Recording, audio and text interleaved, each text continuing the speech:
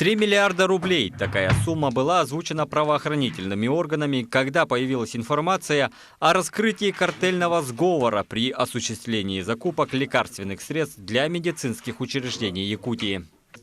В следственной части МВД по Республике Саха-Якутия по материалам проверки, проведенной прокуратурой Республики совместно с Управлением экономической безопасности и противодействия коррупции и Управлением Федеральной антимонопольной службы по Республике Саха-Якутия, возбуждены уголовные дела по факту мошенничества и ограничения конкуренции руководителями коммерческих организаций при заключении государственных контрактов с медицинскими учреждениями региона. Выявлены многочисленные факты, когда цены оптовых закупок по указанным контрактам на поставку лекарственных и медицинских средств в 2-4 раза превышали розничные.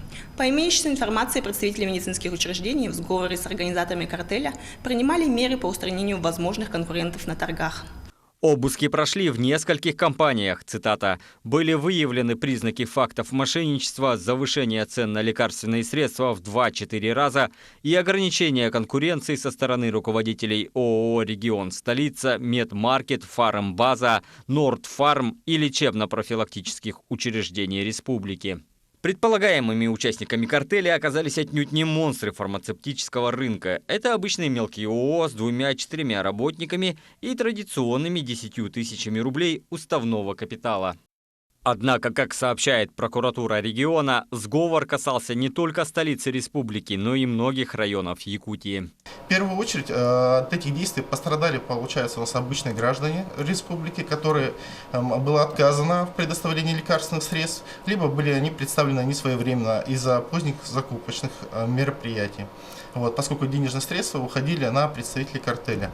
А также пострадал деловой климат и интересы добросовестных предпринимателей, поскольку в ходе проверки установлено, что в торгах, не входящих в интересы картеля, принимали участие представители коммерческих организаций, и снижение начально-максимальной цены составляло от 40 до 60%.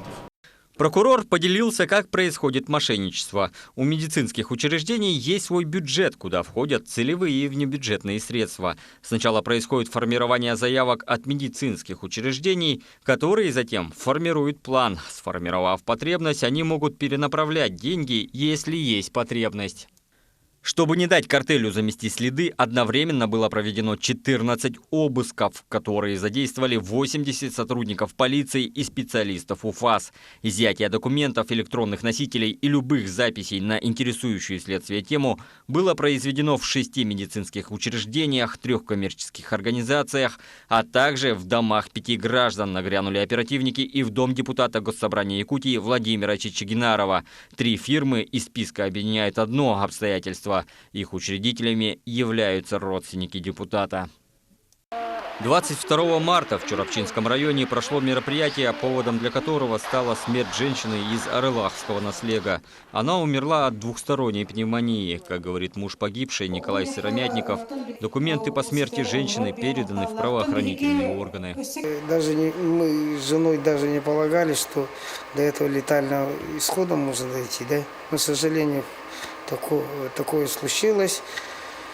Мне еще вдвойне больнее, как я уже второй срок, 8 лет являюсь главой маленького отдаленного наследия. И мне как-то не по себе, если я даже не мог защитить свою жену, да, от такого недуга, так скажем, 21 век, от двухсторонней пневмонии, да, простой пневмонии, да. У нас повсеместно по республике, получается, закрываются все малокомплектные эти больницы. У нас ФАП. Если все закроют, тогда получается, мы остаемся на произвол, так можно сказать. Да, что природа скажет, так и будет. Со слов мужчины, во время лечения в Чурапчинской ЦРБ ему позвонили из больницы и попросили найти внутривенную инъекцию. Я очень удивился отсутствию необходимых антибиотиков в отделении реанимации. Лекарства мы привезли прямо в отделение, сообщил он нашему телеканалу. Прокуратура Чурапчинского района по обращению гражданина проведена проверка по факту смерти жительницы села Орлах Чурапчинского района Клементьевой, которая скончалась от двусторонней пневмонии.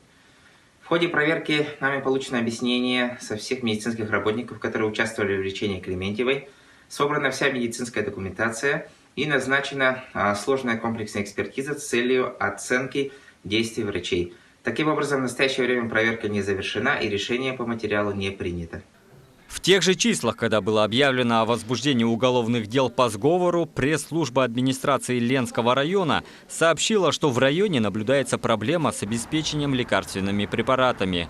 Во всех отделениях, в том числе в скорой помощи, отсутствовали необходимые лекарства и возникли проблемы с расходными материалами. В данном случае центральная районная аптека, да, это муниципальное унитарное предприятие, оно является как поставщиком данных лекарств, и действуют они тоже через определенные фирмы, да, которые уже зарекомендовали себя достаточно хорошо. Сейчас у рынка такая сложная, да, система, можно в принципе перечислить деньги, да, и не получить лекарства, например, да, если это фирма «Однодевка», или получить контрафактное лекарство и так далее. То есть за все это аптека, конечно, она будет нести ответственность, и поэтому они работают с проверенными партнерами, те, которые уже на рынке, вот в фармацевтике, они зарекомендовали себя уже в течение иного количества времени. В прокуратуре нашему телеканалу сообщили, что фирмы, входившие в сговор, были зарегистрированы с 2006 года, а участвовали в торгах с 2011.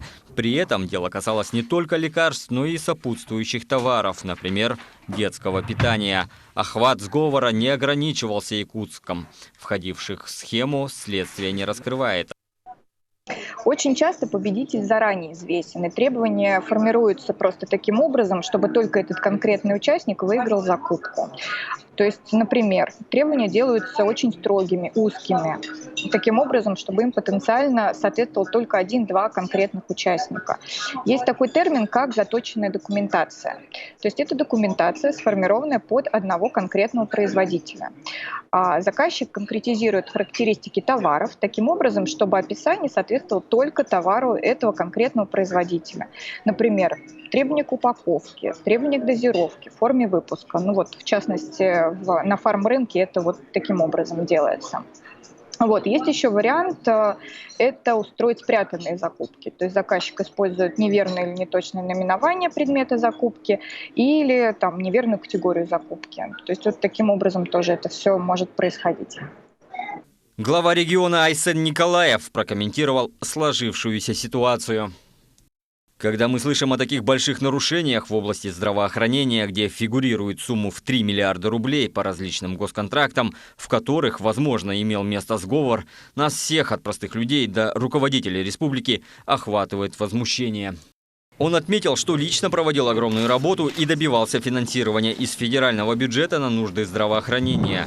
Так, благодаря поддержке премьера России Дмитрия Медведева в рамках изменения методики распределения субвенций по ОМС, республика получила на 6,5 миллиарда рублей больше, чем в прошлом году. Но когда мы понимаем, что эти деньги вместо того, чтобы дойти до каждого конкретного человека, могут исчезнуть подобным незаконным образом, этим надо серьезно заниматься. Как показывает предварительное следствие, масштабы картельного сговора достаточно велики. Уверен, следствие разберется. 16 марта на внеочередном заседании Президиума регионального политического совета Якутского регионального отделения партии «Единая Россия» депутат, замешанный в скандале, отстранен от руководящей должности. По итогам заседания принято решение рекомендовать фракции партии «Единая Россия» в Государственном собрании Илтумен Республики Саха-Якутия 6-го созыва рассмотреть и удовлетворить личное заявление руководителя фракции Чичигинарова Владимира Ильича о прекращении полномочий руководителя фракции, отмечается в сообщении. Тем временем следствие по делу о мошенничестве в особо крупном размере продолжается.